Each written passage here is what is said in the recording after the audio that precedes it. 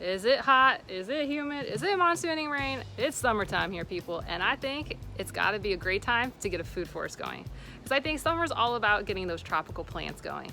But here's the thing, you may be thinking, you know what, a food forest sounds great, but I don't have a lot of space. Well, you're in luck, because I'm going to take you through, and we're going to do a summer tour of my mini food forest. So today on Wild Florida, we're going on a food forest tour. Yay!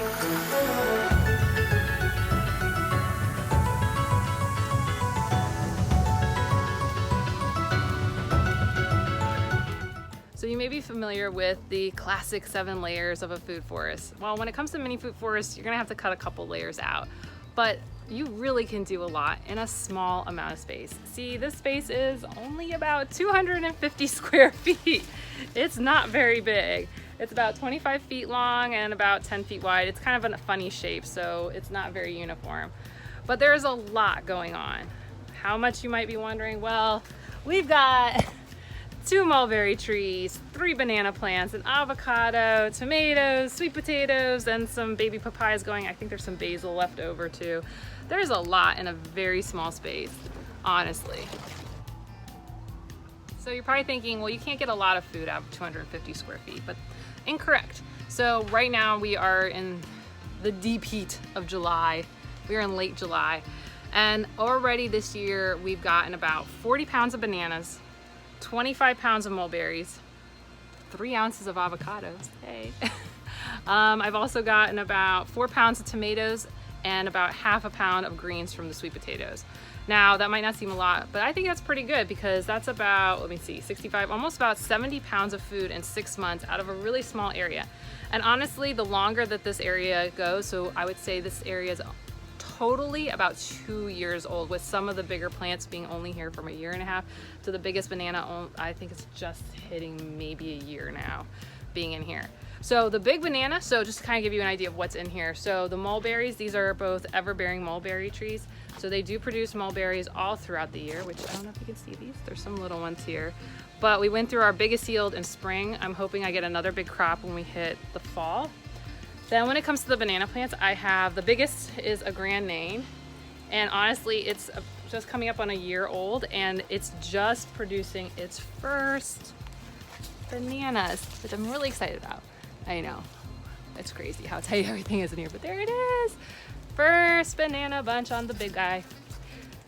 And then my other 2 banana plants, they are dwarf Cavendish. So these are both propagated from a mother plant that's on the north side of the house. And what's cool is my dwarf Cavendish bananas, these ones right here, yeah, I can go you down a little bit. They are actually putting out their 2nd bunches of bananas for this year. Woo! Get it around them. And this is what happens when you're really in a small space. So you can see, they're gonna be definitely putting out a whole nother bunch of bananas soon. So that's exciting. Now, one of the things you're gonna notice is that when we think about like the traditional food forest, right? You start with your canopy layer, and those are the big, big trees, like 50 feet, 70 feet tall. Well, obviously when you have a space that, well, there's the wall of the house, and you can probably see there's a fence right back there. I can't put a 50 to 70 foot tree, because usually those have huge taproot systems, huge root systems, and that's definitely gonna damage the house. So I focus more on large shrub trees, or basically small trees. So I was looking at things that would be more 20 to 30 feet tall. So that's where the mulberries come in. And actually the avocado, which you're probably wondering where the heck is the avocado, it's actually hidden back here. So here's my avocado. It's actually acting like a shrub layer right now, back here. And because they got sunburnt, the first one that I had, I put it back here so that it was gonna be a little bit happier. But it's still growing really well. And we got a few avocados off of it this year. A couple fell before they were fully ripe. And then one fell, whoops, here we go. And one we actually got. It was tiny, it was cute, but it tasted good. It tasted just like we thought it would as a Haas avocado. So instead of having the traditional 50 to 70 foot canopy layer, we're using the mulberries, and we're using the Grand Name banana as our top canopy layer. And really, if you remember from, I think it was my Green Living video, that one I talked about really the first purpose of this area was to shade the house. And for a majority of the day, this is getting shade, whether it's because the sun's coming at this angle and the eaves are shading it, or basically by 4 o'clock every day. So I know that this area behind me only gets about 4, maybe 6 hours of full sun before it gets shaded. But it's not too bad because since this wall is a light gray, it gives a lot of reflective light, which can also be good for the plants.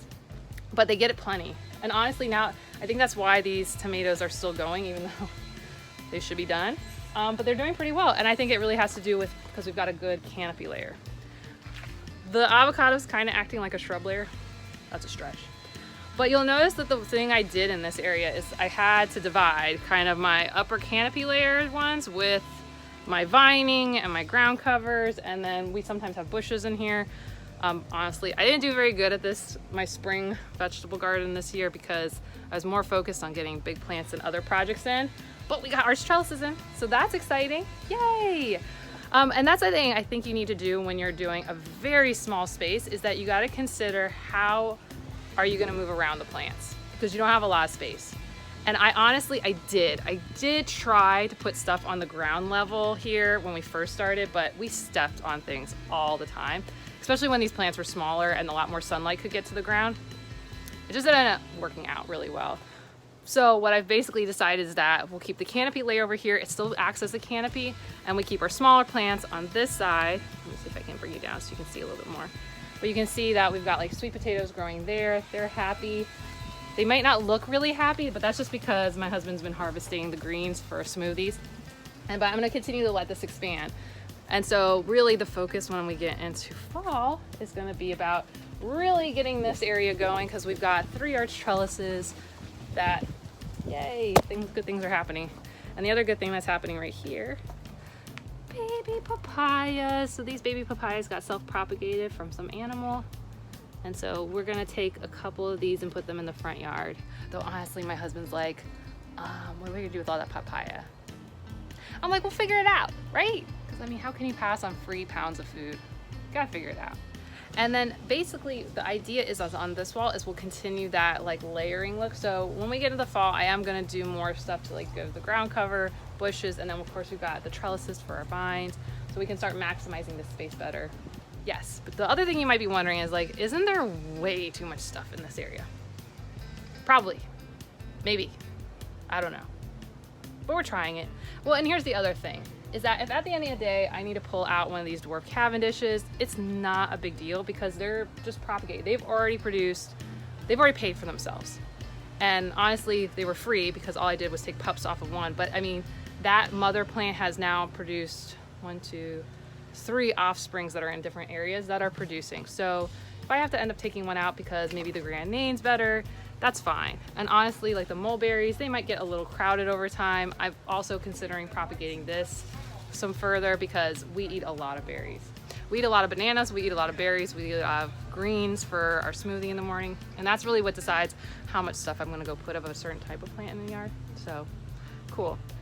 I hope this has shown that you can do a lot in a very small space, and this has inspired you to do your own mini food forest. So while mine might be 1.5 to 2 years old, I'm gonna be giving you guys updates every 3 months on it because I think that'll be really helpful to see how it goes throughout the season. And if you have specific questions on something that you saw, go ahead and put it in the comments below. Or if there's something that you would like me to cover, put that in the comments below. Okay, well remember, I put out new videos each week on Friday and sometimes a bonus on Sunday, so to make sure you don't miss any of that, go ahead and like, subscribe, and ring that bell for notification. New videos each week, and I'll see you soon.